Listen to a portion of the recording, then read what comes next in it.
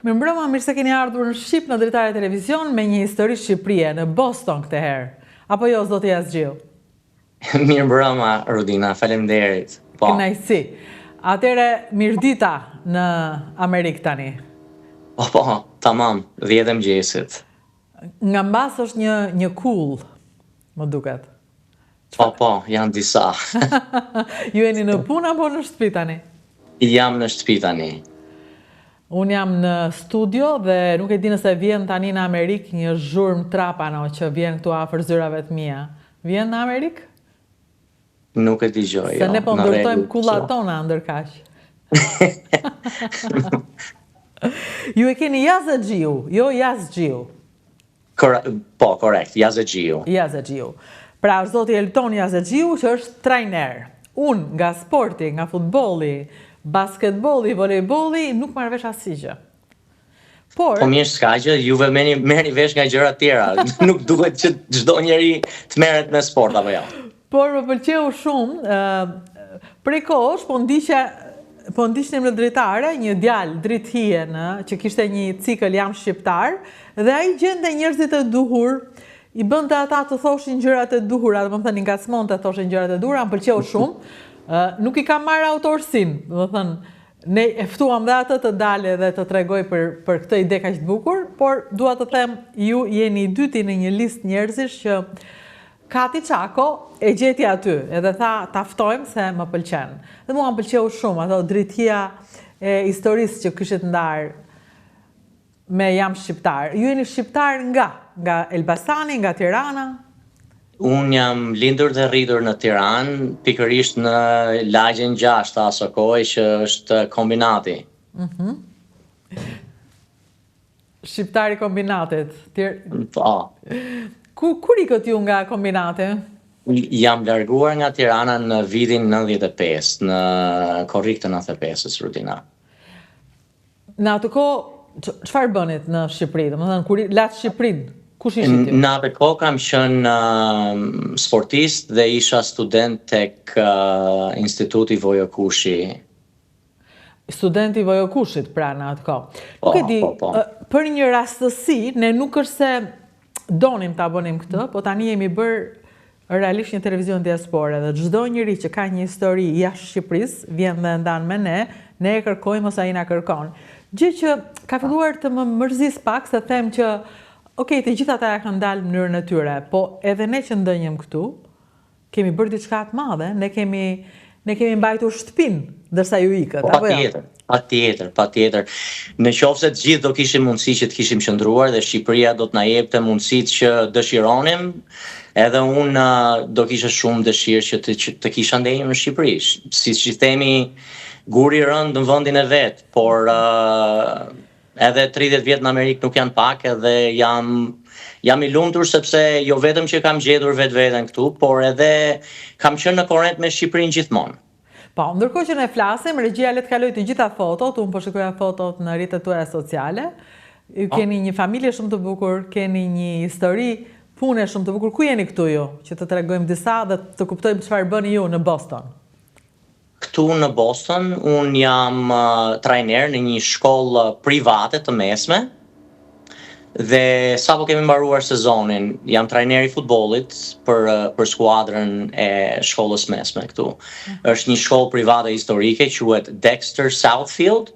Atje ka qenë edhe ish presidenti JFK i Amerikës në shkollë të mesme, kështu që është gati 100 vjeçare me histori kjo shkollë mesme dhe kam ardhur pikërisht këtu në fund të majit. Jam shpërngulur sepse kam qenë në San Diego. Ju keni qenë gjithkohës në Amerikë, pra në San Diego dhe tani në Boston? Jo, kam lëvizur në disa vende të Amerikës. Kur jam larguar nga Shqipëria, fillimisht kam ardhur në Utah, kam bërë një shërbim vullnetar 2 vjeçar, pastaj kam filluar universitetin. Në Utah kam jetuar deri në 2020-ën, jam shpërngulur pastaj me anën e futbollit. Kam lëvizur në Texas, kam trajnuar një skuadër futbolli meshkujsh në një universitet në Texas. Pastaj jam larguar nga Texasi për në Pennsylvania, pikërisht në Philadelphia. Atje kam gjithashtu trajnuar një skuadër meshkujsh futbolli në një universitet. Dhe njëkohësisht përveç skuadrave të universiteteve kam pasur mundësinë që të jem trajner edhe drejtor në për klube grup moshash të rinj dhe mbas Pennsylvanias, Philadelphias jam larguar për në San Diego. Kam jetuar në San Diego 2 vjet, atje kam qenë drejtor një akademie dhe kam qenë trajner i një skuadre gjysmë profesioniste. Këtu në Boston jam shpërngulur në maj, kam pasur atë mundësi që të vi, sepse kam një lidhje me një vajzë shqiptaro-amerikane. Martesa ime 23 vjeçare ka pasur atë jetë gjatësi dhe cikli ka përfunduar dhe pas ndarjes me bashkëshortën amerikane jam njohur me një vajzë shqiptaro-amerikane që është inxhiniere dhe ajo është shpërngulur në San Diego për mua. Pastaj ka pasur ajo një mundësi që të shpërngulet në Boston për një punë shumë të mirë për të dhe unë e kam mbështetur siç ajo më mbështeti mua me shpërnguljen e saj dhe në këtë kohë si trajner futbolli dhe me eksperjencat që kam pasur ka qenë lehtë që të gjej një mundësi tjetër me futbollin po ashtu. Shumë interesant. Ndërkohë që kalojmë fotot e njerëzve, e fëmijëve, e djemve që ke trajnuar në vite, tashmë ata janë shumë, me siguri. Në kaq shumë vite të karrierës. Dhe ju jeni një njeri që buzëqeshni i kënaqur për shtëpinë e dytë që është tani e para në fakt në Amerikë. Po, tashti jetës nuk i dihet dhe gjithmonë kam qenë pozitiv në jetë dhe mundësitë që kam pasur i shoh jo vetëm me kënaqësi, por jeta vazhdon edhe nuk jam as i pari as i fundit që i ka ndodhur kjo gjë dhe në marrëdhënien që kam tani ndihemi i kompletuar sepse partnerja ime është shqiptare dhe më njeh në tërësi dhe mund të më kuptojë në gjithë thellësinë që kam. Do me thënë, se italianët e kanë atë shprehen, la moglie i buoi dhe e paesi tuoi. Gruan edhe kafshët nga vendi yt, pra, nga vendi yt, ndihesh mirë kur flet shqip, kur je me dikë të gjuhës tënde. Gruaja juaj është shqiptare amerikane, do në lindur në Amerikë? Jo, lindur në Shqipëri, në fakt, shkolluar në inxhinierin mekanike në Tiranë dhe edhe ajo ka ardhur këtu në Amerikë, këtu e 20 vjet. Sa interesante. Pra ju në një farë mënyrë keni jetë të ngjashme? Po. Shumë interesante. Ju kujtohet tani në një farë mënyrë duke takuar atë ju jeni kthyer edhe në rinin tuaj, në kohën kur ikët nga Shqipëria, universiteti, shkollimi. Si rini e dytë, le të themi. Mirë, tani të themi njerëzve, përveç se duhet ikë nga Shqipëria, duhet të lini dhe gruan e parë. Po, nuk ja uroj asnjëriut, por ndodh në jetë dhe neve mundohemi që të vazhdojmë të ecim përpara, të mësojmë çfarë kemi për të mësuar, për çfarë ka ndodhur dhe të vazhdojmë. Bëra shaka, sigurisht. Ndërkohë unë pash, bëra shaka se unë jam gruaja e parë. E tim shoqi. Por në fund të fundit nuk kemi të themi kaq shumë serioz, le të flasim, kjo është jeta, nuk është vetëm. Patjetër. Nuk jemi vetëm profesionistë, jemi njerëz që jetojmë, që duam, që ndahemi, që bëjmë fëmijë. Për shembull, unë pash djalin tënd dhe vajzën më duket në fotografi? Në fakt unë kam 4 fëmijë, Rutina, kam 2 djem dhe 2 vajza. Vajzën e madhe e kam në Texas, është në vitin e fundit të fakultetit dhe në maj diplomohet për mësuese fillore e klasës parë. Djalin e dytë e kam 19 vjeç, ai është në San Diego State University, po studion për biznes dhe sistemet informatikës. Kurse dy të tjerët, vajzën e tretë e kam 16 vjeç, djalin e vogël 14 vjeç dhe janë në shkollë të mesme. Gjatë vitit shkollor jetojnë me tjëmën në Philadelphia, ku janë në shkollë dhe gjatë verës, muajt e verës i kalojnë me mua. Flasin shqip? Pak. Në fakt, Fatkeqësisht. ma do mendja, nuk e di, do thosha është nëna që ta mëson gjuhën, po jo, unë kam një prit e mi anglez, të cilët nuk flasin shqip, tani kam filluar duan, po edhe pse nëna është shqiptare, ata nuk flasin shqip, për shkak se rrinë me babajn, më shumë, se sa me nëna. Po, ish gruaja ime e mësoi shqipen edhe pse ishte amerikane, por ndihej pak e ndrojtur që t'ja mësonte kalamajve dhe kanë mësuar disa fjalë, mund ta kuptojnë deri diku, por këtu në Amerikë nuk e kam pasur mundësinë, sepse nga që kemi qenë të integruar dhe nuk kemi pasur shumë njerëz të afërm që kanë qenë komshin që kanë qenë shqiptar, edhe në shkolla dhe në aktivitete çdo gjë ka qenë në anglisht, kështu që kanë qenë thellësisht të futur në rrjedhën e jetës këtu, edhe shqipen kuptojnë pak, por nuk e praktikojnë. Por kanë ardhur në Shqipëri? I ke sjellë në Shqipëri ndonjëherë? Po, kanë ardhur disa herë në Shqipëri dhe jemi kënaqur, siç mund të kënaqemi gjithmonë me Adheun, por edhe fëmijët ndihen krenar që kanë babane dhe veten e tyre ndjejnë dhe shqiptar dhe amerikan. Ku kënaqen më shumë në Shqipëri kur vinë fëmijët? Në det, në Tiranë, çfarë pëlqen? Në det kënaqemi. Gjatë kohës që kam qenë në Utah, është një vend që nuk ka det afër dhe na ka munguar, kështu që sa herë që kemi shkuar në Shqipëri, kemi pasur mundësinë të shkojmë në Durrës, të shkojmë në Vlorë, në Sarandë,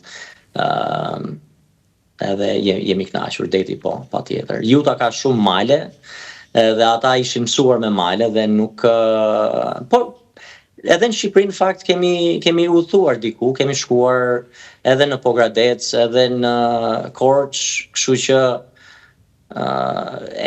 e kanë pasur mundësinë fëmijët që ta shikojnë edhe malin në Shqipëri, por edhe detin. Por deti të rreq më tepër. Ata janë të dashamirës të futbollit, djemt, po vajzat janë sportive? Duan i keni edukuar? Të katërt Rudina e kanë praktikuar sportin deri diku, futbollin nga që ka qenë pasioni im dhe kam qenë trajner dhe vetë me grup moshat, ata e kanë praktikuar. Djali që është i dyti, Aleksi është 19 vjeç, ai e ka praktikuar në fakt edhe me klube sportive, të tjerët më tepër për qef, për të luajtur me fëmijët e lagjes, si le të themi, por djali madh në çik më seriozisht. Por kanë zgjedhur dhe gjëra tjera, secili nga ata ka mundësi që të luajë në piano, kanë bërë aktivitete gjimnastike dhe edhe sporte të tjera, janë marrë me teatr, secili ka zgjedhur, le të themi, rrugën e tij edhe me dëshirat që kanë. Mund t'ju marrë një këshill, për shembull, vajza ime është, më thënë, si këta fëmijët e kohëve moderne në kurse, duhet shkojnë në këtë kurs, në këtë gjuhë, këtë muzikë, dhe kur vjen puna që duhet të sakrifikojmë një kurs, unë sakrifikoj sportin. Më i gabim, besoj. Po, tashti varet se çfarë dëshirë dhe afrimiteti dhe ka vajza. Unë mendoj që duhet ja lëmë në dorë atyre ta zgjedhin. Ne si prindër mund t'i drejtojmë deri diku, por në qoftë se dëshira nuk lind nga ata vetë, nuk mund të mbahet zjarri i ndezur vetëm nga ne. E bukur, domethënë, duhet të jetë edhe tyre. Jo, unë e shikoj që asaj pëlqen. E ndron, nga basketbolli do të shkojmë volejboll, po do të shkoj, po unë them lëre se kemi këtë kursin tjetër, ajo do të shkoj. Dhe nga që unë nuk jam bet sportive dhe nuk e njoh mirë kënaqësinë që t'jep sporti, edhe mendoj që nuk i heq në gjë të madhe, por duke u dëgjuar ju të flisni, më vjen keq sepse sporti për shembull nuk është të thënë që të praktikohet vetëm në për klube dhe në rangje të larta, le të themi, por mund të edhe të praktikohet për jetën, për shëndetin, është diçka që me të vërtet i ndihet mungesa. Unë e shoh këtu në Amerikë që shumë njerëz vuajnë nga depresioni dhe ilaçi më i mirë për mua për këtë gjë do të ishte të praktikuarit, të ushtruarit të një vrapi, të një palestre, të një loje, të gjitha këto sportive të ndihmojnë te maset që t'i kalosh problemet që mendore që mund të ketë dhe mund të vinë nga streset e jetës. Do me thënë, kjo është një prej arsyeve që të ndihmon të jetosh, me pak fjalë, të jetosh mirë. Patjetër. Ja, ku shikon, ku shikoj njerëz të veshur bukur, ose faktin që ti e kthen dhe në spektakël, njerëz që të ndjekin, kënaqesh, në Shqipëri, në kohën që ju keni ikur, nuk ka pasur këto mundësira që janë tani. Tani në 2025, nga 1995, kanë kaluar shumë vite dhe tani ka mundësira për fëmijët. Po e di çfarë, kur shoqëroj vajzën time në një prej këtyre shkollave, e shoh që infrastruktura është e ngritur, por shikoj që për gjërat vogla e prishin.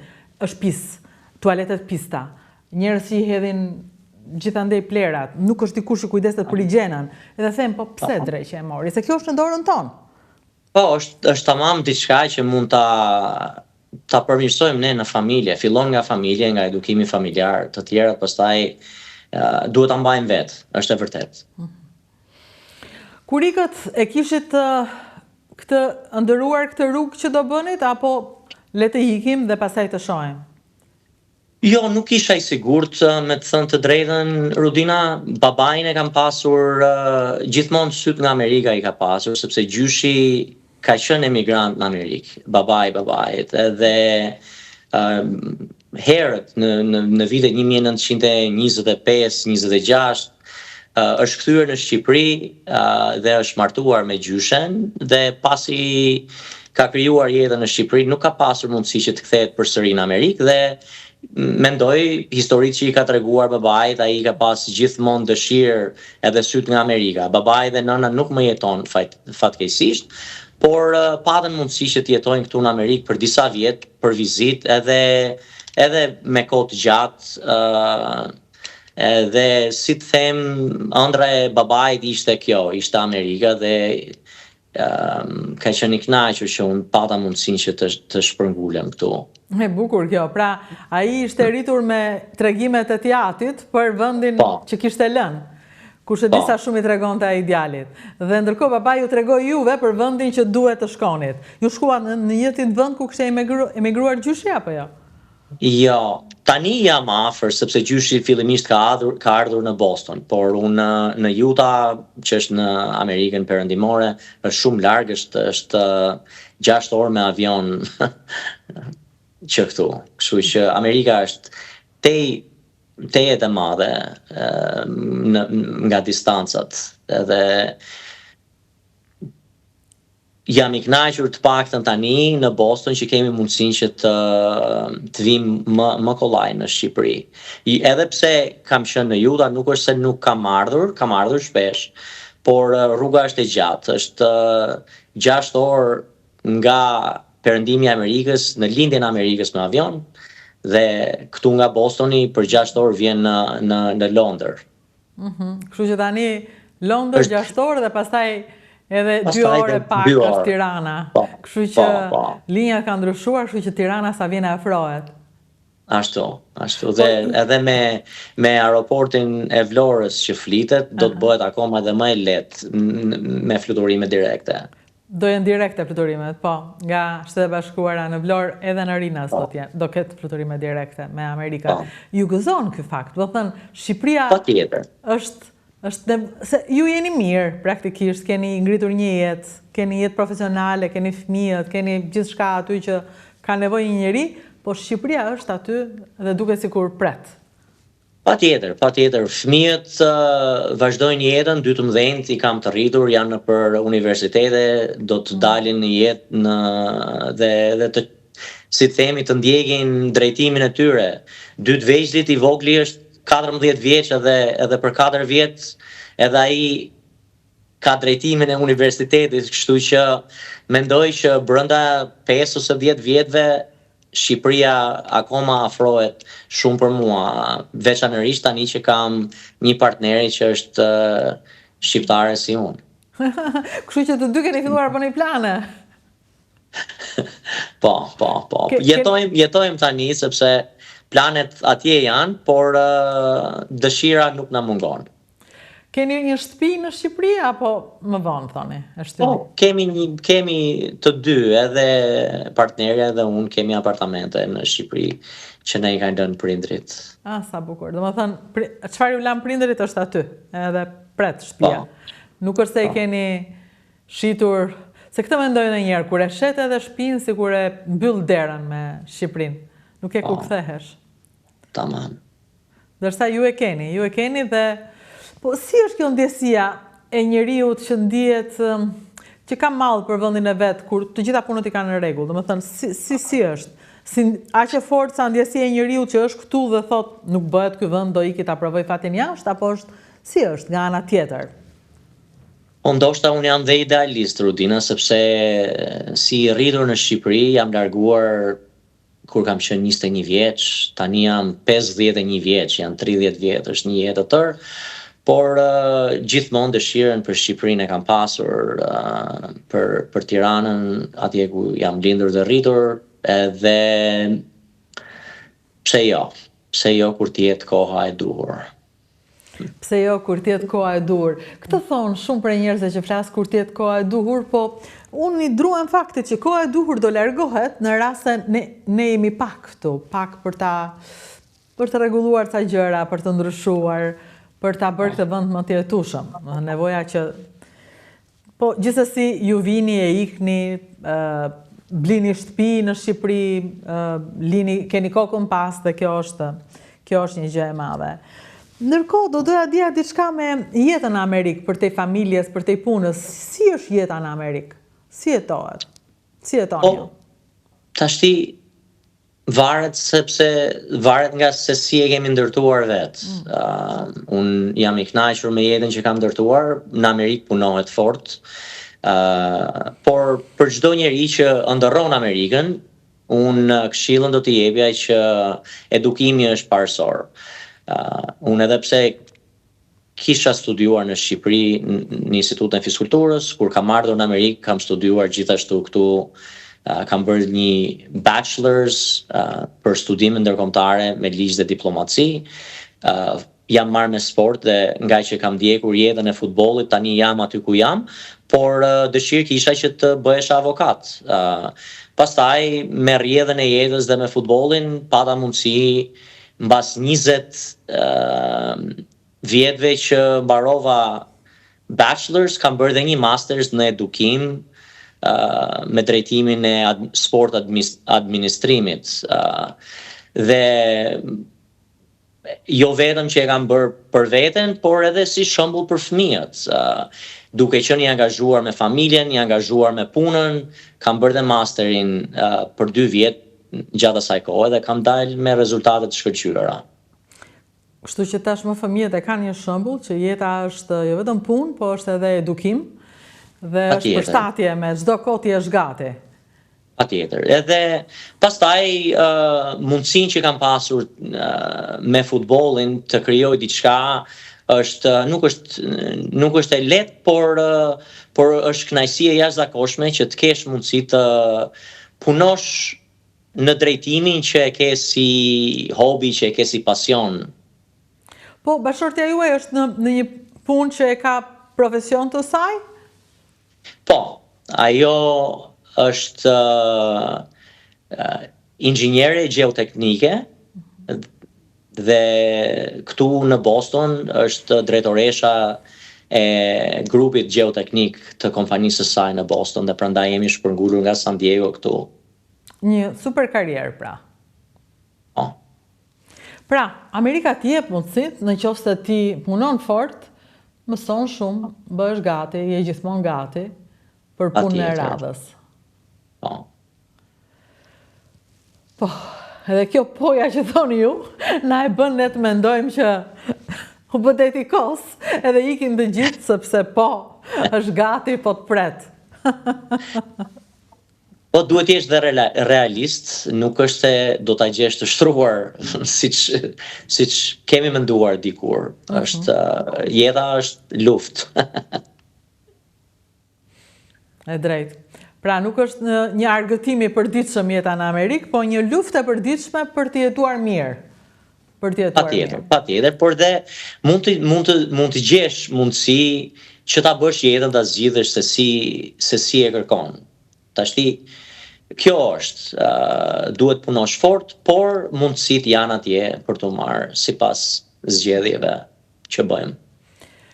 Po mirë, dhe kokën prapë e keni pas, dhe shtëpia në Shqipëri ju pret, dhe në fund të fundit kjo është jeta, Amerika po afrohet dhe kuj dihet një ditë pushime në Sazan, Amerikanët thuhet se do ta rregullojnë ishullin mlonjat, një ditë në Boston edhe të gjithë afrohemi. Sa mirë do ishte, po.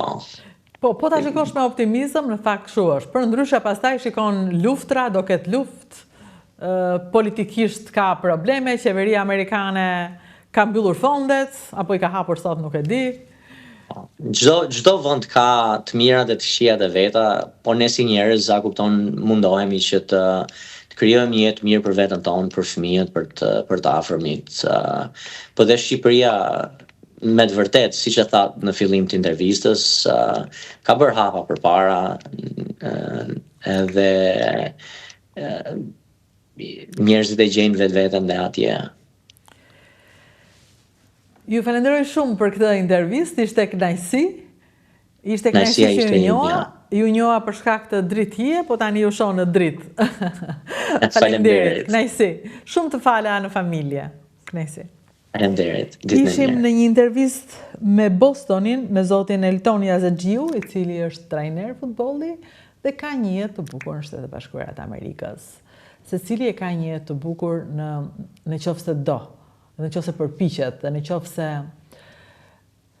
jep një dorë vetes për të vazhduar përpara. Në të gjitha mënyrat, duke u marrë me sport, në qoftë se ke depresion, duke shkuar në punë, në qoftë se nuk të shkohet, se ndryshe nuk mund të paguash, sepse asgjë nuk vjen nëse ti ulesh edhe pret edhe thua si s'po vjen gjë.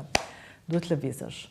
Nuk është e thënë të lëvizësh ka gjatë, duke shkuar deri në Amerikë, mund të lëvizësh edhe në vendin tënd, mjafton që të mos ulesh fort në karrige dhe të presësh të vi në kokë në një moll. A thua se je Einsteini. Regjistrohu tek Dritare Televizion dhe Rodina Xhunga, është një kanal i cili ju tregon shumë histori të njerëzve që kanë ikur, histori të njerëzve që kanë dalë, histori të njerëzve që kanë mall, histori të njerëzve që do kthehen, dhe kam përshtypjen që do t'rregoj më shumë histori të njerëzve që po kthehen. Sepse ka shumë që janë kthyer, thjesht që nuk e bërtasin, nuk thonë unë nuk ktheva. Ata vazhdojnë punën, thjesht vazhdojnë punën, ose nuk kanë ikur. Ata përsëri vazhdojnë jetojnë pa e bërtitur këtë fakt. Do vazhdojmë të intervistojmë për të pasur sa më shumë jetë, sa më shumë jetë njerëzish, jetë shqiptarësh, në një kanal thjeshtësisht shqip. Faleminderit.